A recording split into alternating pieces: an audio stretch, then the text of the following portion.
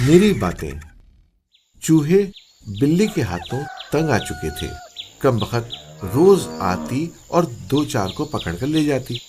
آخر ایک دن سب چوہوں نے اکٹھے ہو کر کہا، کوئی ایسی تدبیر کرو جس سے بلی ہمیں پکڑنے نہ پائے۔ اگر ہم اسی طرح چپ چاپ بیٹھے رہے تو ایک دن وہ سب کو ختم کر دے گی۔ کسی نے کچھ کہا اور کسی نے کچھ، مگر کوئی ایسی ترکیب جس کے ذریعے بلی کے پنجے سے چھٹکارا ہو کوئی نہ بتا سکا۔ آخر میں ایک جوان چوہے نے اٹھ کر کہا، میری سمجھ میں ایک ترکیب آئی ہے تو ذرا مشکل، مگر بلی کے خطرے سے نجات مل جائے گی۔ سب چوہوں نے خوش ہو کر پوچھا، کیا ہے وہ ترکیب؟ چوہا بولا، بلی کی گردن میں ایک گھنٹی باندھ دینی چاہیے۔ جب بلی آئے گی تو گھنٹی کی آواز سنتے ہی ہم بھاگ جایا کریں گے۔ سب چوہے خوشی سے اچھل پڑے۔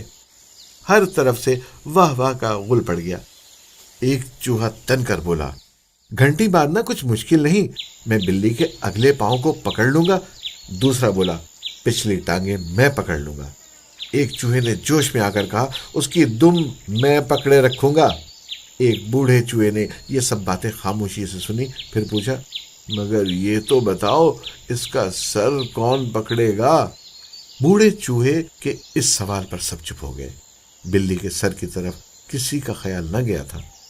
اتنے میں ایک طرف سے آواز آئی اور سب چوہوں میں بھگدڑ مچ گئی۔ اسی طرح بہت سے آدمی باتیں تو بڑھ چڑھ کر کرتے ہیں، مگر وقت آنے پر چوہوں سے زیادہ بزدلی دکھاتے ہیں۔ اصل میں ہر کام کے لیے ہمت کی ضرورت ہے۔